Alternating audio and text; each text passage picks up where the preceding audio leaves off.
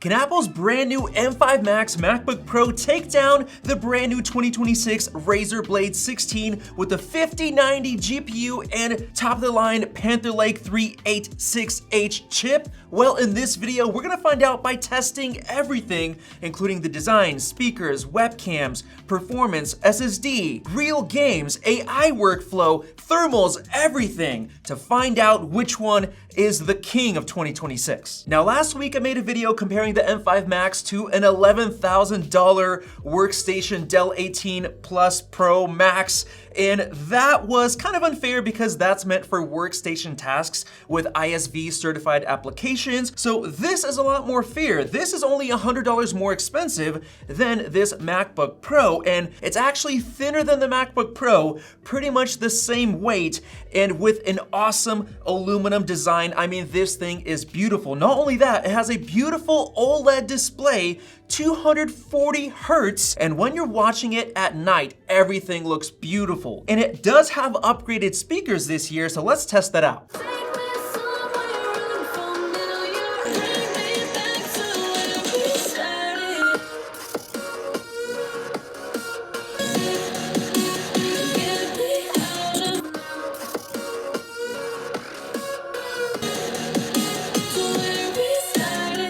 Holy smokes, guys, that was a slaughter. The speakers on this thing are atrocious. The one thing here, though, is I'm seeing a lot of reflection on the Razer's display, potentially because it's I guess it's not a touchscreen, but dang, a lot more reflections. And holy moly, this is a terrible webcam. Look at all this weird color.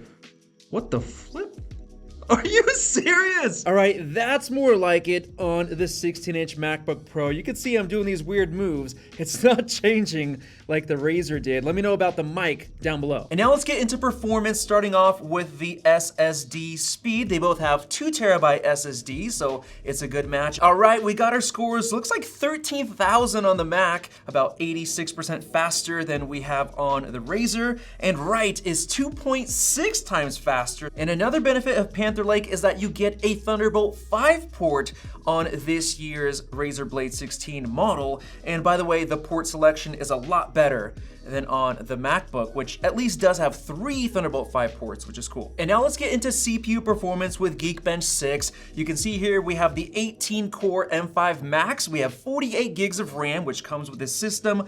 Over here on the Razer Blade 16, this one comes with 32 gigs, but it is more expensive, $4,500 compared to $4,400. If you want to upgrade to 64, this is now $5,000, so I chose to keep it as close as possible in terms of price. This also has the almost best Panther Lake, the 386H, and as expected, the M5 Max is a lot faster, over 4,000 single core. That's 48% faster than this high-end Panther Lake chip. And then the multi-core is an even bigger difference, over 30K, which is insanity. That's 74% faster. Let's go ahead and run it on battery. How does $10 sound to get all the top AI LLMs in one place, like ChatGPT 5.4, Gemini 3.1 Pro, Claude Opus 4.6, Grok 4, Nano Banana Pro, Flux, Sora 2, Kling, and much more? Well, you can get all of those with our sponsor, Abacus AI. You get all this and more for just $10 a month, which is way less money if you subscribe to just a single LLM like Grok, for example, that costs $30 a month, and then you can only use that. And if you want to have more, you have to subscribe to the rest, which would bring the price closer to $300 a month. What's nice is that based on your prompt, it'll use the best LLM like image generation with Nano Banana Pro, AI video generation with Kling 3 and Sora 2, and all of this is done insanely quickly, letting you be the most productive at all times. On top of that, all these LLMs are in one place on their website, so you don't have to juggle multiple sites. So check it out by visiting chatllm.abacusai or simply use the links in the video description and pinned comment below. Woo! It definitely lost some performance. So single core stayed the same, but we went from 17,400 to 14,500 multi-core, which then makes the M5 Max over twice as fast. So we definitely gotta plug them back in. Now, the reason you want higher single core performance is because it impacts basically everything you do with your basic common apps, web-based apps, and web browsing. So let's run Speedometer 3.1. Wow, over 40 on the Panther Lake. That's one of the highest scores I've seen. Still, the M5 Max is 43% more snappy for web browsing. And now let's test web design with Figma. This is a project provided to us by 500 Designs, one of the best design and marketing agencies in the US. So let's export 12 of these high quality layers. All right, guys, this is weird. I'm running this test, which is like single core, but the fans are blowing crazy loud. What is this? The fans didn't even turn on the MacBook Pro. Oh, dang, guys, that was close. 1 minute and 20 seconds on the Panther Lake. Basically the same performance between these two. Intel, bravo. I can't believe you're keeping up. And now let's test the tokens per second prefill and output speed in Ollama, which just got updated to support Apple's MLX, specifically in the Qwen 3.5 model. So I have it set on both of these. And dang, guys, that is insane. On the M5 Max, we have a prefill speed of 76 tokens per second compared to 271. That's 3.5 times faster prefill. And then for the output performance, 58.82 tokens per second on the M5 Max versus 99.21, 69% faster. Nice. Now I typed in, what is the fastest laptop in the world? Let's try that. All right, it's done, and we did get different results, different summaries and verdicts, but we got 517 tokens per second prefill on the 5090 compared to 139 on the M5 Max. So yes, the 5090 is the king of AI. And now let's get into graphics performance. I have 3D Mark's Steel Nomad Lite Unlimited test. And dang, guys, 136.8 on the M5 Max, 185.4 on that 5090. That makes it 36% faster than the 40-core M5 Max in terms of general gaming performance. And now I want to test the Solar Bay Extreme Ray Tracing, and now there's not as big of a difference. The 5090 laptop is now only 32% faster. I mean, that's still a massive difference. And speaking of gaming and graphics performance, I have Steam open right here. And the best part about this laptop is that you have Windows x86, which means you can play basically any game ever. Like, for example, one of my favorites, Final Fantasy X Remaster I got right here. I've got Battlefield 6 that I've been playing a while, Call of Duty, which I just got. These games you cannot play on the Mac. Just look at how small this list is of the games that I personally have bought over the years. Of course, there's Crimson Desert, which just came out, so let's test it out. I've got it open. You can hear the fan is starting to kick up. I have it full screen. I set the resolution to 2560 by 1600 because that's the maximum over here on this laptop to keep it fair. This actually goes up to 3.5K resolution on this display. I turned off the upscaling. I don't want to mess with that right now. Unlimited frame rate. VSync is off. As for the graphics settings, it's set to custom, ultra, ultra, ultra on, ultra, ultra off. Everything else ultra. All right, guys, here we are. We just started. We're looking at 42, 43 FPS right now. I'm gonna go down to the high preset. All right, on a high preset, looks like we're getting about 62, 63 FPS. Now let's try out Metal FX with ultra performance upscale resolution setting and frame generation on. Whoa, right away, 120 FPS. Let's do quality. There you go, 115.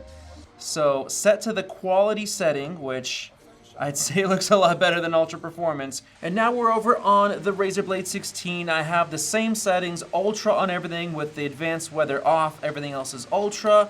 On the video settings, I have the same resolution. All right, here we are in the entrance, and right off the bat, guys, look at the difference in FPS. We're at 76, 77. It was 42 at the exact same settings on the M5 Max. Now it's hitting 79 FPS. That right there is 88% higher FPS on the 5090 laptop GPU. Now I'm gonna add NVIDIA DLSS 4.5.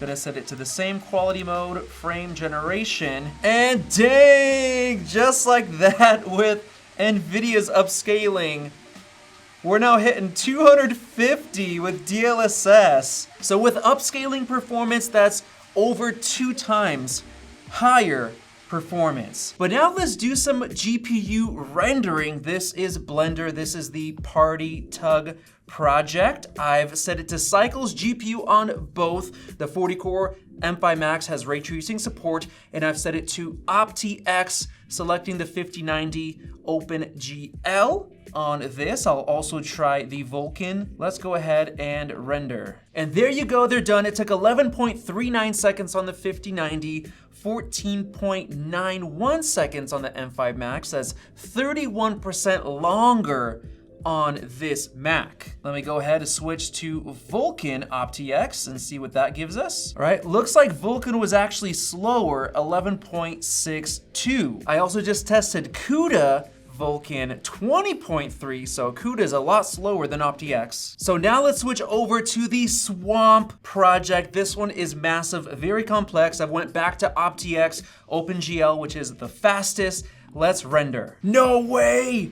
3 minutes, 38 seconds on the Razer Blade 16 2026 with the RTX 5090 laptop GPU compared to the 40-core M5 Max, 3 minutes and 16 seconds. What?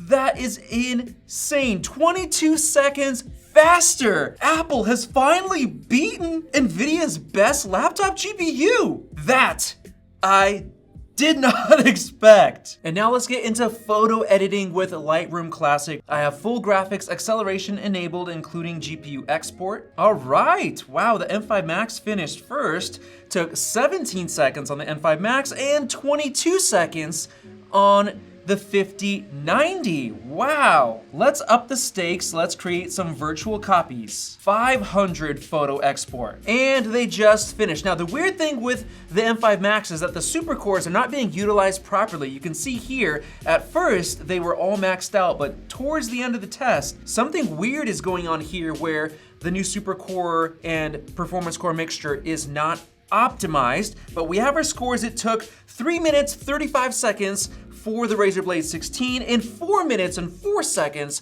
on the M5 Max. So this is definitely winning. However, when we previously tested our M4 Max, it finished in 3 minutes and 3 seconds. So the M5 Max should obviously be faster. So something is going wrong here. This should be winning by a huge margin. And now I also want to test AI denoise performance. So I have one photo selected, the same one. So let's go ahead and click denoise.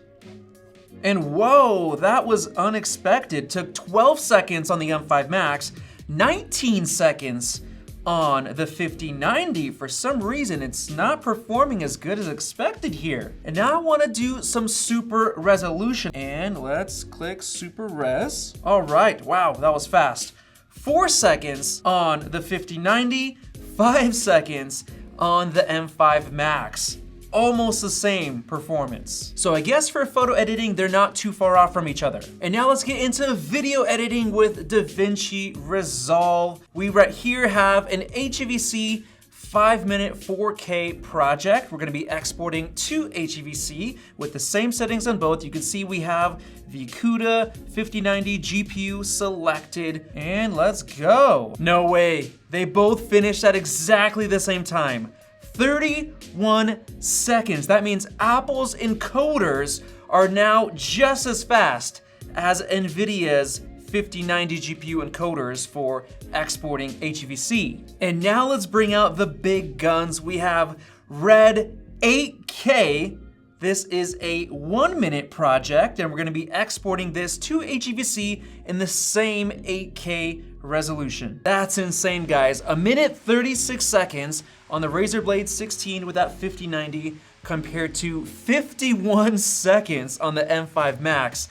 That's getting close to twice as fast. For something like Red 8K, that does not have specific encoders, decoders to take care of it. You gotta use the CPU, GPU, everything. And now let's get into the final test. This is Cinebench 2026. We're gonna do the 10-minute multi-core CPU throttling test. I have the thermal camera ready to go. We can see the CPU spike to 78 watts on the M5 Max. Meanwhile, we have, what is this, 72 watts max. You can see the fans are finally starting to kick up on the M5 Max. This is TG Pro, and now you see those clock speeds and wattage starting to kick right back up. 73 watts, 75 watts. Here, we're down to what, 48 watts? It's been almost 10 minutes. I got the thermal cam. You can see right here, the hottest spot on the MacBook Pro is about 40 degrees Celsius on the M5 Max. Let's move over to the Panther Lake. That is a lot cooler. Look at that, 35, 36 right there. So definitely cooler temps. And holy smokes, that is a massive, massive difference. 4,630 points on that Panther Lake, almost top of the line 386H chip in this laptop compared to 9,471. That's over 2 times faster multi-core performance when it comes to CPU rendering. That's gonna impact everything you do. If you're doing Blender CPU rendering, everything else, dang, that's fast. That's also gonna impact things like doing coding. And now with all of that testing done, let's answer the original question. Is it worth spending $100 more on the new Razer Blade 16 with Panther Lake and the 5090 laptop GPU compared to the M5 Max MacBook Pro? Well, there are really only 3 reasons that you would do so, but they're very important reasons. Number 1 is, of course, that OLED 240 Hz display that is beautiful. It's a little reflective, but OLED is better. Number 2 is AI performance. I mean, we saw so much faster pre-fill and output tokens per second, so AI, this is definitely the king. And third is gaming. Pretty much 80% higher FPS when you're not using any upscaling. That is a huge difference in Crimson Desert. And of course, you have the full library of games that you can play since we're running Windows x86. Huge difference there. And we even used upscaling to hit basically 250 FPS in Crimson Desert. That was sick, taking advantage of that display. But when it comes to pretty much everything else, the MacBook Pro did take a win, including the nicer design. I like the design of the display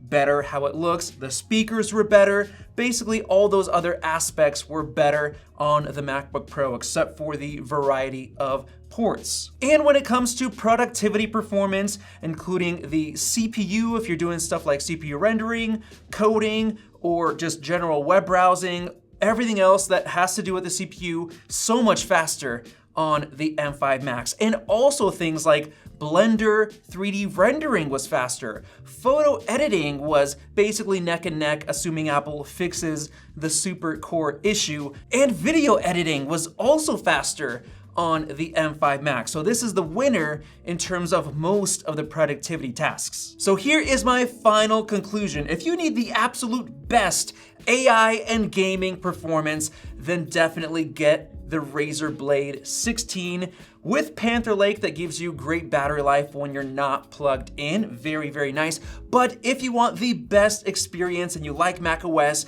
and you still want good AI performance and decent enough gaming performance, not the best, but it's fast enough to run with some upscaling, then choose the MacBook Pro instead for just everyday use. Let me know your thoughts down in the comment section below, and definitely subscribe for more videos like this one, and check out our MacBook Neo versus Windows laptops video right there. Thanks for watching, and I'll see you in the next one.